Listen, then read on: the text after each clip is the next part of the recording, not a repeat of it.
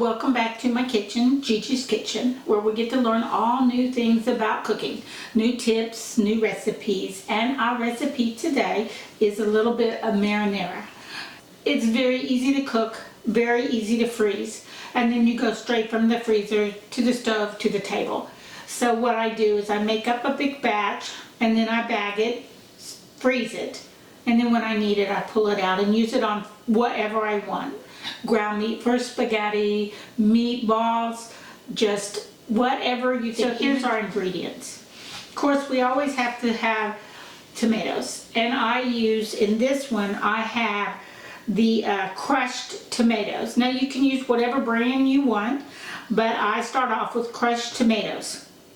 I do like mine a little bit chunky, so I'm going to add to it some petit diced to give me that little bit of extra chunkiness in my tomatoes. Now this is 3 large cans of crushed tomatoes, and this is 1 large can of petit diced. So altogether it's 4 large cans.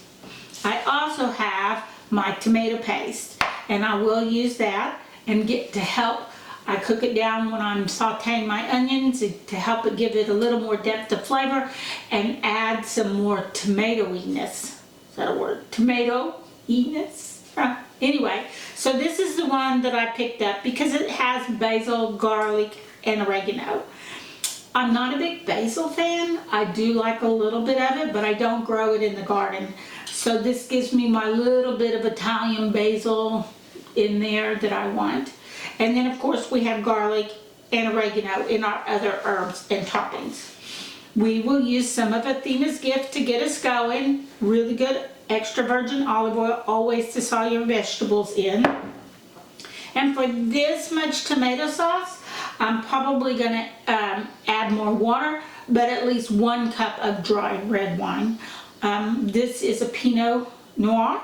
You can do Cab, would be okay. I would stay away from anything sweet. So then I have a mix of fresh herbs from the garden, and this is some rosemary, thyme, and oregano in here. And so then in this one we have a half of medium white onion chopped, and then 2 to 3, I think actually in here is 3 chopped garlics. You can put as much as you like, but we like garlic.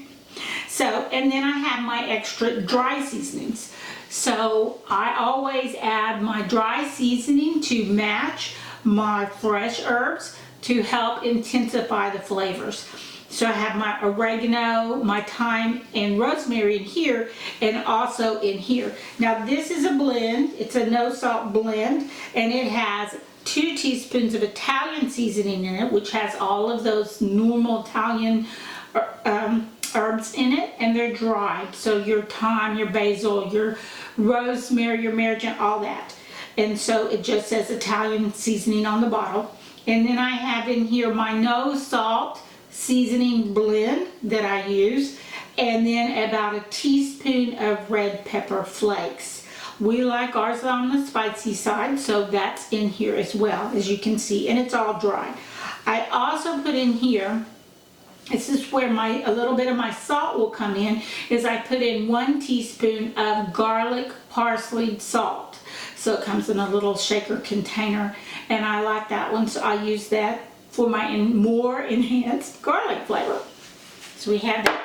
Then we have our regular kosher salt we have here, and then our fresh ground pepper here.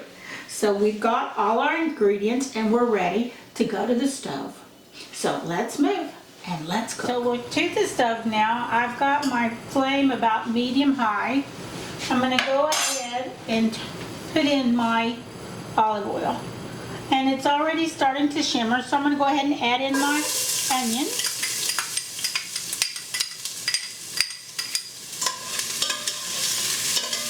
And get them going. I'm going to add just a tad of salt at this point. I'm going to grind me some black pepper. Just enough to cover the bottom good. Now we're just going to stir them until they're nice and soft. And they'll cook down more and dissolve when we go to simmer our sauce down. Now I'm going to put in my tomato paste and my seasoning, and I'm going to saute that down as well.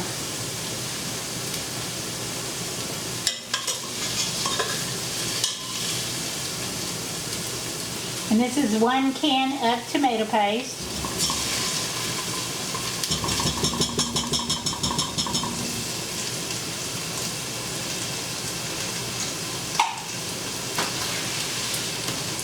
And we want to fry this tomato paste a little bit, just to add some richness to it, brighten the flavor, give it some depth, and you'll see it turn a little bit darker red. Let it cook up.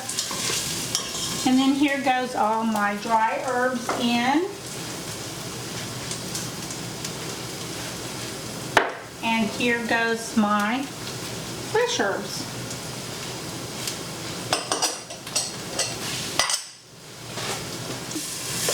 And see how that's turning a little more dark? I don't know if you can see it in the camera, but it does. And it builds a nice tomatoey base to the bottom, a bit of a fond. And you don't have to go for long. All right, now we're going in with our crushed tomatoes. And try to be real careful so I don't spill it all over my stove.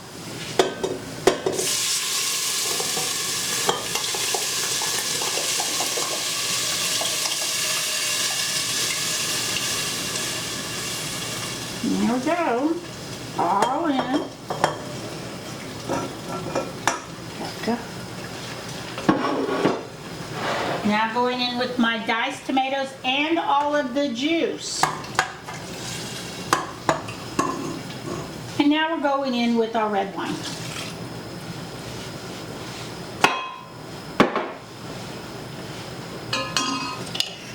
I still have this on pretty high, but if you get it too high, then it will start to splatter on you because of the thick tomatoiness of it all.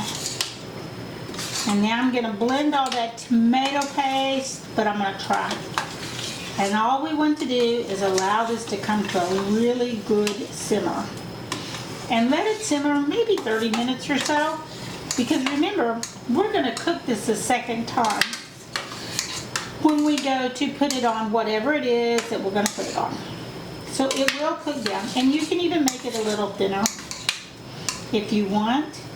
Add some more stock to it, some beef stock or chicken stock or just water. And I'm not going to salt and pepper it too much because I know that I'm going to be cooking and using it in other recipes, so I will salt and pepper it on the other end. But that looks just about right. Now that was easy. Here is our beautiful marinara simmering away. It's looking really good. And we're just gonna let it go and simmer some more.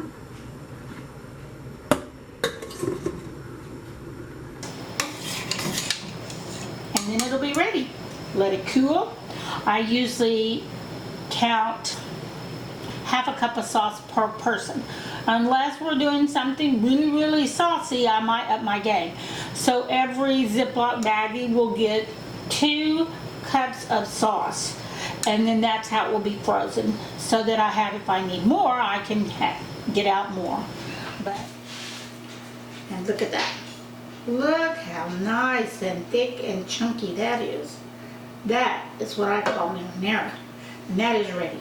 I won't bag this until tomorrow.